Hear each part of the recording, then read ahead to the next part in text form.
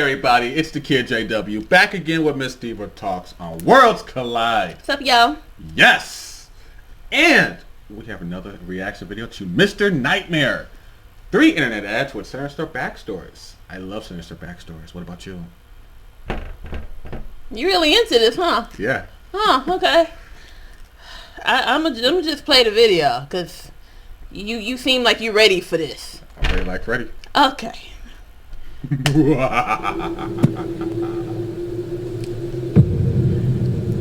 In June of 2019, an ad was posted on Craigslist for a room available for rent in a single-family home in Willow Grove, Pennsylvania. First of all, why are you looking for a place to rent on Craigslist? Why? There's apartments.com. But they don't do rooms, though. I see what you're saying, though. The ad wasn't for a whole house rental. Rather, the man who... First off, anything that starts with Craigslist and renting, Craigslist is bad. Yeah. Nothing but gangbangs, rapes, kidnappings, and murders that happen on there. Okay. posted the ad was looking to be roommates with somebody, meaning they would share the living space, including the kitchen. This is what the ad said. 35-year-old male here, looking to rent out one of the empty bedrooms in my 4-bedroom, 1-family house. It's just me living here currently, and I'm looking for a roommate. The other 2 bedrooms are currently being used as storage, but depending on how much space you need, I could consider allowing you to use one of the extra spare bedrooms as storage as well. The ad then goes on to list all the features inside the house and included maintenance. It even goes on to note in all capitals that no pets or smokers were allowed, which could lead someone to believe the person behind this listing is a clean, halfway trustworthy... I'm already creeped out because 35-year-old male here. Hey man, times is tough. Why I need to... Okay. The First person... off, I want to know how old you is. If I was looking for a roommate, I got stuff to really on the F. Yeah, I don't want. If I'm looking for a roommate, I need to know how old you is. That might make me discriminatory. That could still be a lie. True, but I want to know. I don't want to have a roommate that's like 60 years old and into kitty stuff. Okay. Okay. All right. A few days after this ad was posted, a regular 25-year-old named James came across the listing.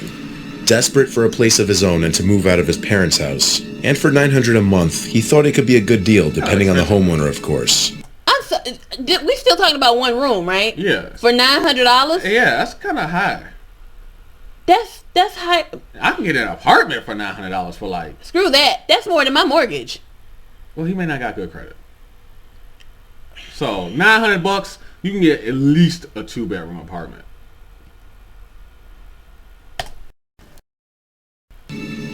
James contacted the owner through the number provided on the ad, and they had a 5-minute phone call setting up a time and day for James to view the house. On a Tuesday after work, James stopped by the house, which was exactly how it looked in the ad. The owner was waiting on the front stoop. He introduced himself as Todd. He was at least 40 years old. Todd gave James a walk around the house. See? Lied about his age. Just like you would do if you were viewing any apartment or house for the first time. Can't disagree with you on that. The house was a modest size, nothing fancy or anything, but pretty clean, and for the price, it was spacious enough. Nice. James noted that there were no wood floors, it was all carpet, even in the living room and bedrooms. After the showing, Todd discussed with James the ground rules, which mostly were normal, but one that stood out to James was the rule of having a sleep time by 12 during the week. Since James works full-time, he didn't see this as much of an inconvenience, just a rather unusual rule to have in a roommate situation. But I'm renting a room. Go ahead and say it. So I'm paying you $900 a month. Say dollars again? Shut up. And you gonna give me a bedtime? Right, like, the hell? Excuse me? Oh, no, I don't think so. I'll go back home for that. Exactly. he chalked it up to Todd also working a 9-to-5 and not wanting to be woken up by noises late at night. A week later, James moved in, which, given that the bedroom was already furnished, it was an easy, quick process. Todd would be in the living room most of the time, watching TV or just reading the paper. He didn't seem to go out much. He would try to talk to James anytime he were in the kitchen making food, which got a little old pretty fast according to James, who says he would often just want to eat in peace but never had that luxury. Yeah. And one work night, James woke up Well, if you have a roommate, Living at home, I used to be the same way. Like sometimes I just want to cook and eat in peace. I just woke up. I'm still trying to process everything.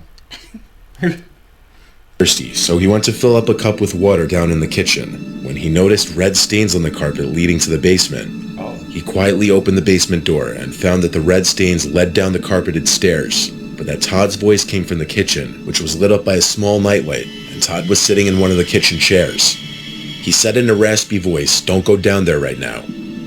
Todd said the stains on the carpet were wine stains. James didn't ask questions. He just filled his cup with water and went back upstairs.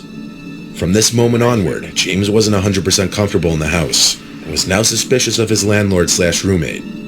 One day after work, Todd wasn't home, so James decided to take a look in his bedroom. The door was locked, but was easily unlocked with his fingernail.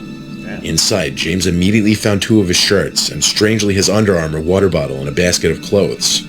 James took his 3 belongings and left the room, then relocked the door with his fingernail. First off, I didn't know what type of cheap lock that this guy has where you can unlock the door with your fingernail. I was expecting at least like a credit card or driver's license just jimmy the lock. Or what's it called? A bobby pin. Oh, bobby pin. You know. Like, why are you pointing at my head? But this fool unlocked the door with it. But this dude unlocked the door with the fingernail. Must be some hard fingernails. I don't know what kind of fingernails unlock doors. I mean, mine definitely don't. I don't know. Mine don't. But, you know, weird. Planned on taking a personal day from work and evacuating the place early the next day without mentioning anything. After all, there was no lease or security deposit, so he could leave pretty easily. What? So there was no lease, no contract to sign, nothing? Well, it did say there no lease required. Bruh. Easily. He did some packing that night and had a hard time sleeping because his mind was racing. His door creaked open at sometime past midnight. Since he was laying on his back, he simply opened his eyes to see Todd, standing at the doorway, the dim light from the hallway nightlight illuminating his face and body in an unsettling way. Possibly not even aware if James was awake or not, Todd said into the room, "I know you went into my room. I told you my room is off limits. From now on, I also don't want you going in the basement. If this happens again, there's going to be a big problem." He then angrily slammed the door, and James heard him stomping back down the hallway to his bedroom. Oh, hell no. No, I'm not going back to sleep. I'm gone. The hell am I? I'm out.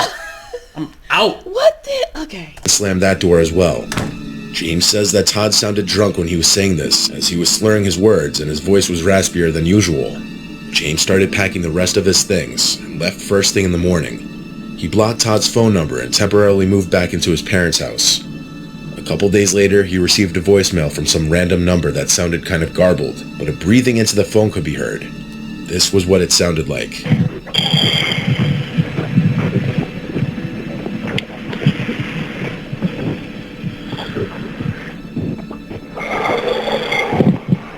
James says he's confident that the stains on the carpets weren't wine, they looked more like blood stains.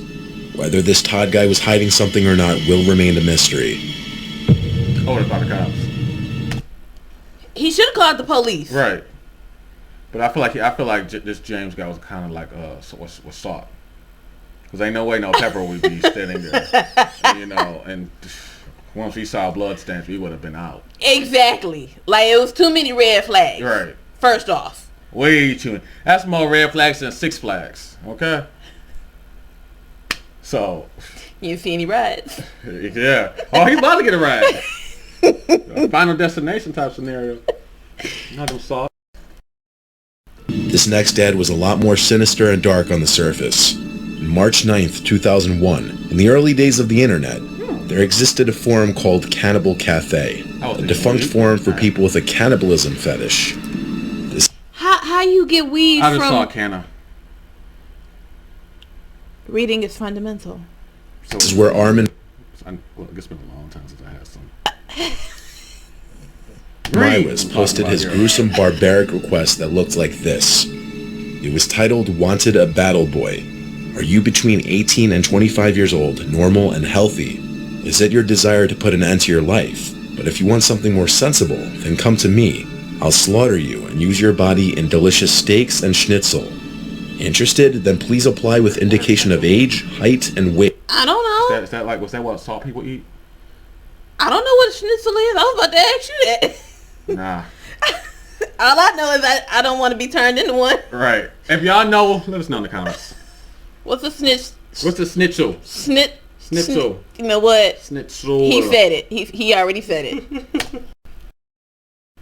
And preferably with a photo. It was signed Frankie, a fake name that Armin was using.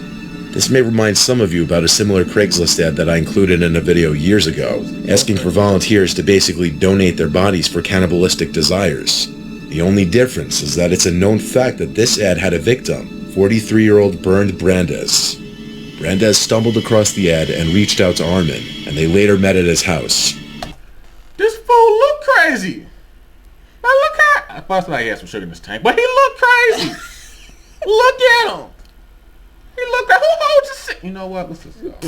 Armin was caught weeks after he and Brandes had met, after putting out an advertisement for a second victim, which was reported by an Austrian student. Armin was arrested. He confessed to being a cannibal and having chopped Brandes up and eaten him.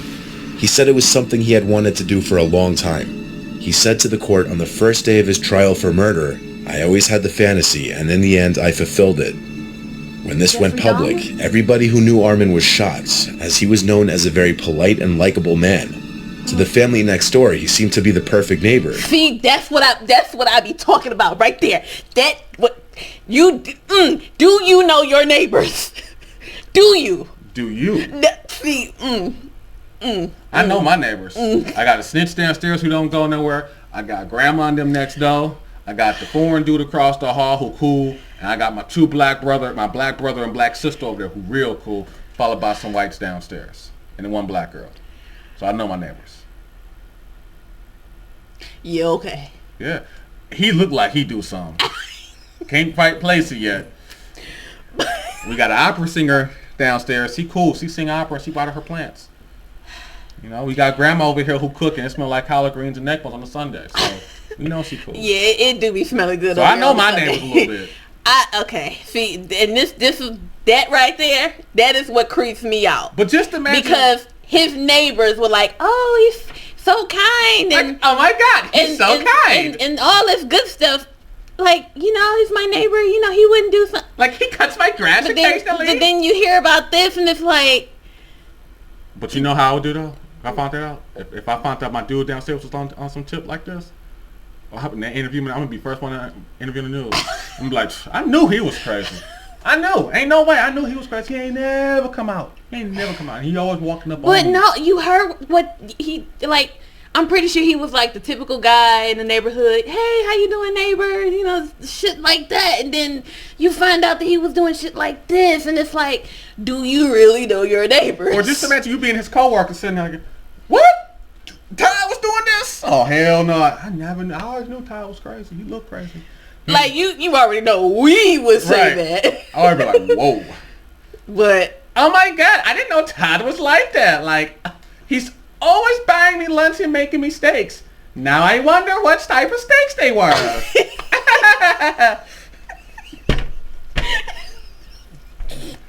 Okay. Wait a minute. He mowed their lawn, repaired their car, and even invited them around for dinner. Armin had a unique... I'm getting up!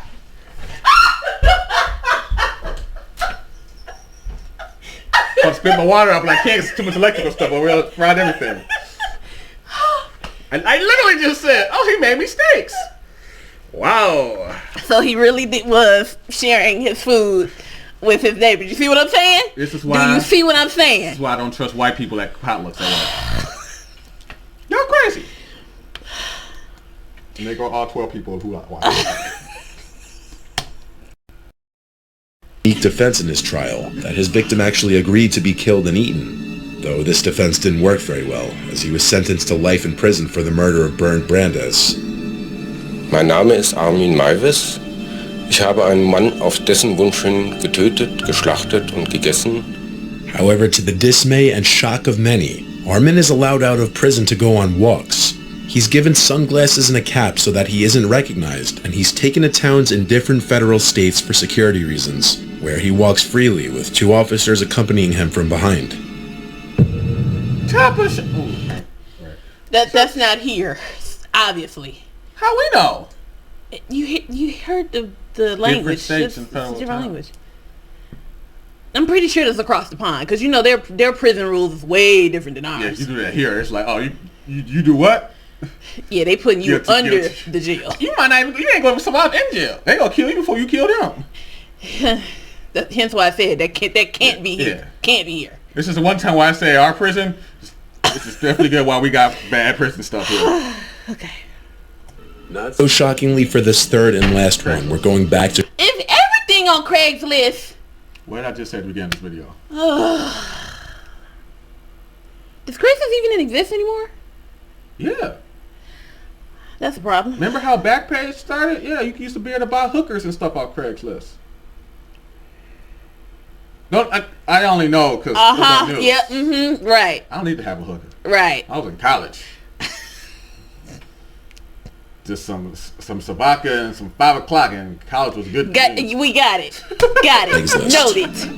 This was the ad posted to the child care section in Millersburg, Ohio in July of 2021. It read as follows. Titled Infant Care Available, Millersburg Area. The body read, Responsible Child Care Provider Available, with 7+ years of experience caring for infants/toddler age children. I'm currently not providing care in my own home. I will come to your home. I do not run a daycare. I'm looking for 2 children max that I can provide one-on-one care for. Children must be between the ages of 5 and 9 years old. I do not deal with babies or young toddlers. Flexible schedule available. Weekends and overnights can be arranged. For more information, please contact me. Now, Red flags. Red flags. Red flags. Red flags. Red. Whole room is red right now. somebody drop the Six Flags logo above the head real quick, please. But when you're right, you're right. Because since when do you need to advertise to be a babysitter? Well, let's also take into account this is probably before the era of like Mattering Internet. It's still Craigslist. Well, they didn't have like what's the one out here? Care.com. Yeah, this was judging by these videos, it's probably. And I wouldn't even trust Care.com. I mean, I'll trust Care.com. No, it's actually legit people. No, and they're verified. Just no. That's my also saying you can't trust Lawn Guru or any of those apps. I'm gonna be honest with you. Some of them people, based on the way that they look, it's like, no, you're not coming to my house. I mean, you can't. It's like judging a book before by its cover. That may be true, but still. And in this case, I mean, it sounds, I need a person with 7 years. It's all bad. You claim you have 7 years of experience. Okay, you shouldn't be having a hard time looking for a job, right? I mean, but then you go further and then you realize just why this person is having a hard time looking for a job because, you have experience. So what's the number one red flag you see? 7+ years of caring for infants, toddler age children. That's a red flag to you? But you say the children must be ages of 5 to 9. So which one is it? You have the experience with infants and toddlers, but you only want to babysit 5 to 9-year-olds. What's so special about 5 to 9 when you say you got experience with infant to toddler? Shoot, they're self-sufficient for the most part. Oh my gosh. Okay.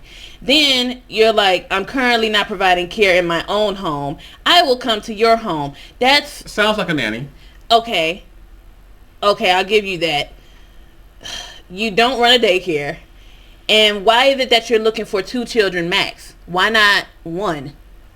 Yeah, because once I got to that, it's like, so I can do a one-on-one care. What?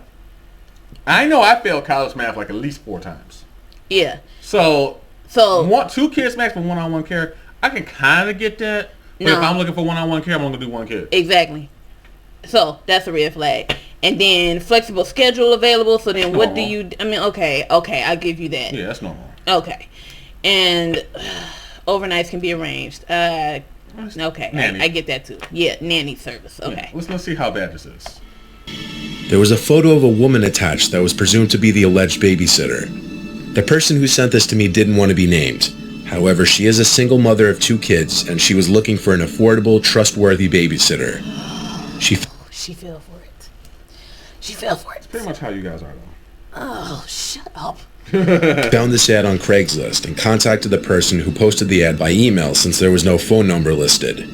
She stated in her original email that she was looking for somebody to watch her 8-year-old twins during the weeknights while she was at work. The person emailed back swiftly, stating she was interested in working for her.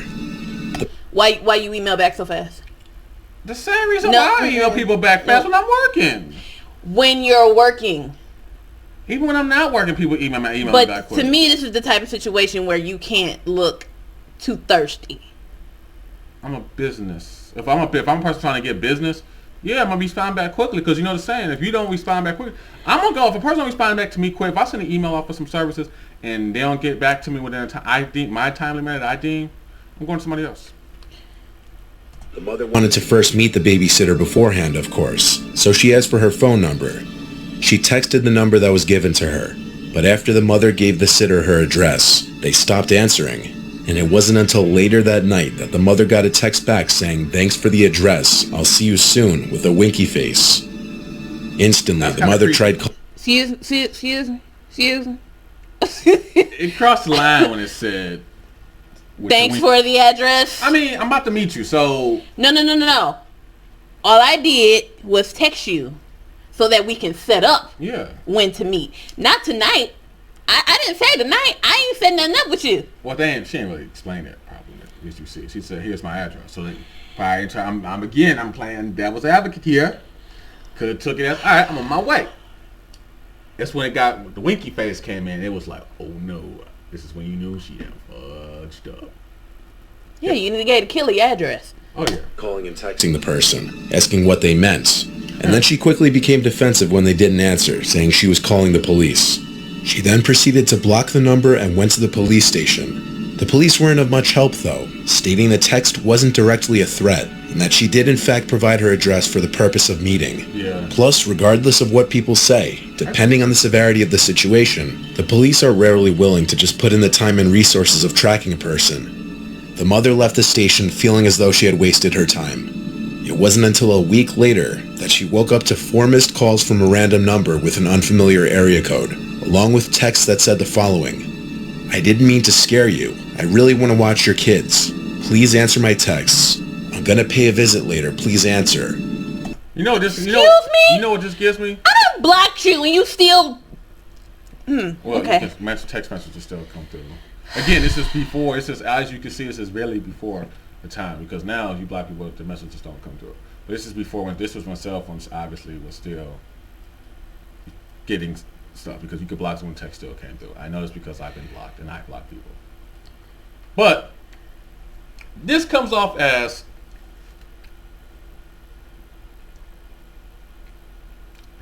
a very desperate ex-boyfriend who's trying to get back. Please, let me back.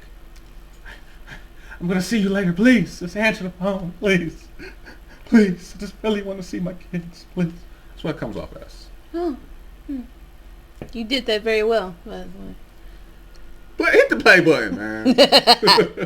Not knowing what to do and not feeling confident in going back to the police, she texted back, "I'm not interested, thank you. Please leave me alone." She went ahead and blocked this number too.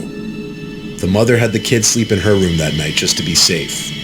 Around 10 p.m., the doorbell rang. The mother knew it was undoubtedly the person behind that ad who had been harassing her. She quickly rushed to turn off her bedroom light, but apparently by that point it was too late. Duh! There was a knocking at the window, and a muffled woman's voice on the other side yelling in to open the window. Open the window! The mother started to cry, "Leave us alone," and her fear was rubbing off on her children, who they themselves started to get scared and cry. I'm sure. The woman at the window started to shout and bang on the window, cursing and yelling until she threw a stone through the glass, causing it to shatter. Oh, Heffy, you want to die. You know, I kind of feel like at this point, at the door, when she should have just said, when they text, at that point in the doorbell, she should have called the cops and said, "Hey, someone has a gun at my house and they're trying to come in." Depending on what neighborhood she's in, that would work. Just about how crazy she is on Craigslist, and she went to the police and I'm pretty sure. You call the police and say, hey, someone's I'm trying to come in my house with a gun. I don't care where you at. They coming. All 50 officers, depending what city. Because see, if I'm that mama, and I got my kids here with me, and you gonna throw a stone through the window and break it, you want to die. Because I'm going to do any and everything possible to protect my kids. Oh, hell yeah, but no. So, you want to die. You want to die. You want to die. At this point, I'm convinced she has to die. Yeah. The woman then disappeared from the window to never be seen again. The mother immediately called the police this time, getting an official police report with evidence of the harassment. The detective came to the mother's house the next day and assured her he would be on the case, using whatever resources the police department had to trace the woman. After giving the phone numbers and link to the removed Craigslist ad, the detective left. And over a month later now, her case is still open, and she has received little updates on it. Oh yeah, that woman she went into the wind. Yeah, she gone. She wouldn't have got away. Not with me. Oh yeah, no, nope. You gotta die now. Oh yeah, she do. Yeah. You gotta die now. Yeah. Yeah. Yeah. But yeah, so that was 3 internet ads with sinister backstories from one of my favorite YouTube channels, Mr. Nightmares. Of course, the link to his channel and the original video will be in the description, along with where you can follow us on our platforms. Yeah, if you enjoyed our reactions to this video, go ahead, feel free to subscribe and like it if you liked it. And tell us in the comments what you would have done in these certain situations. I personally have never ever used Craigslist, so I heard too many terrible stories about Craigslist, so it's like I'm not using it ever. And that's why I was like, is it still around? Does it still exist? But I don't want to know. I don't. I gotta say this, please stop. If you're using, I mean, now Craigslist, they may not be as big. I'm sure they're still out there. People sell cars and stuff on it. But now everything's on Facebook Marketplace. So it's like, even that. Ooh, I wonder if he has some Facebook Marketplace. But at least with Facebook Marketplace, most people are smart enough to go to the police station. That's why most police departments say, hey, you're doing it in public at a police station. So if something does go downhill, yeah, boom. True. But, yeah, this is crazy. Stay off Craigslist, man. Stop. Stay off Craigslist. Stop looking for cheap services on these sites. 'Cause, man, y'all gonna get killed. Well, yeah, y'all gonna get killed. Some people have. Yeah, and hello, story 2. Oh yeah, and I'm sorry y'all died. But stop. Stay off Craigslist. Stay off Craigslist. Just be smart. There's enough going on right now. Ooh, you can say that again. From y'all doing crate challenges and falling and busting your heads open, to y'all eating Tide Pods, to the pepper challenge, the cinnamon challenge, to just stop. Yeah, there's too much. Let's just turn off the internet for like 3 days so we can go back to like the 90s and just watch TV and sit on a cable box outside. Okay? Y'all stop. Stay off Craigslist. Y'all let me know. Like she said, like us, drop a comment, subscribe. They're all in the same row. Okay? So do all that. Cause this we gonna be doing this again. Yeah. We got to. Yeah. Yeah. Cause wow. But yeah, we'll catch y'all next time. Bye, y'all.